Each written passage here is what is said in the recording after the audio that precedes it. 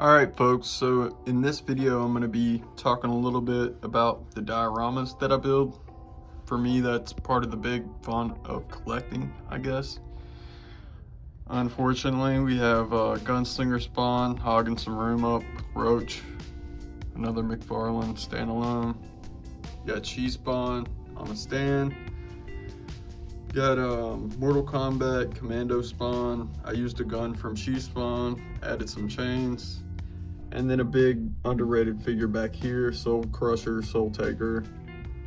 And yeah, this is basically my multi-level spawn verse, but we're not gonna go all the way. We're just gonna start at the top today. I'm gonna remove the figures and then I'm gonna, I guess, just show you the components of the diorama itself. There's a lot of foliage, there's a lot of glue, there's a lot of paint.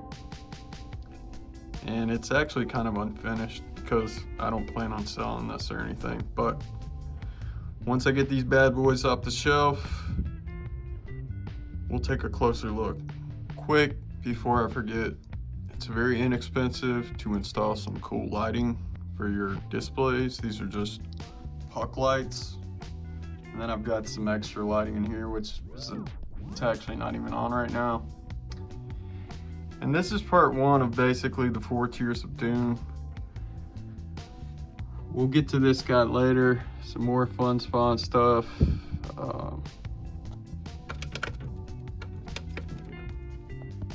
Yeah, a lot going on there. So yeah, don't be afraid to put some lighting in. All right guys, so I'm gonna make it brief because there's a lot going on here. This was one of the first dioramas actually made, so I kind of went ham with it, maybe overkill.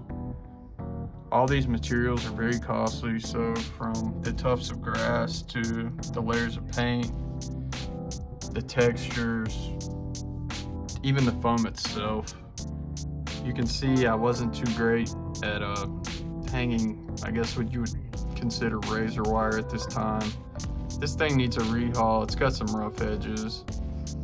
You can see the electrical boxes. These are actually, I believe, cardboard straws that I just basically painted silver over. The distress walls are cool. This is a cool little trick for you guys out there.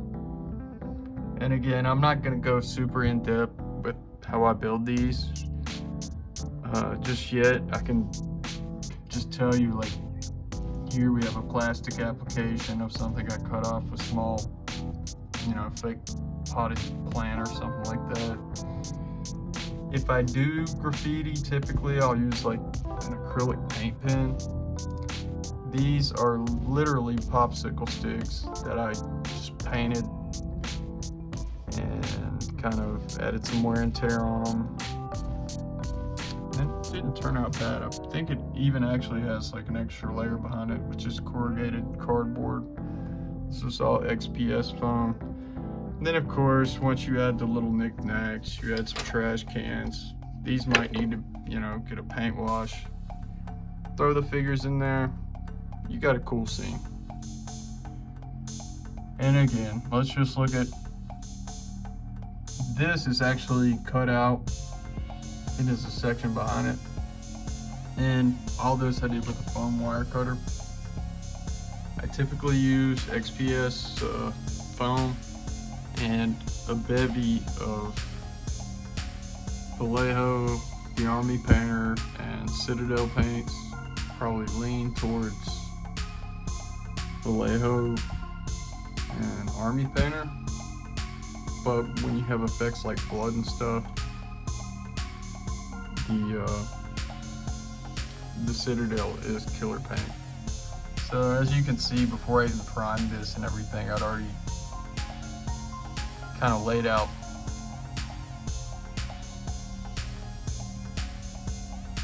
where all the gravel was gonna go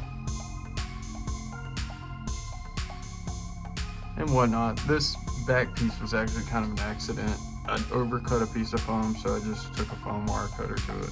And again, this is not my best. They will improve. And yeah, we'll head back. We'll put it back in the shelf. So yeah, everything's back in place. I did take out the horse. He was kind of taking up a lot of real estate here. And I kind of went with a more classic, I guess you could say, look here. Everybody's got their weapons ready to go. And again, do some cool lighting stuff.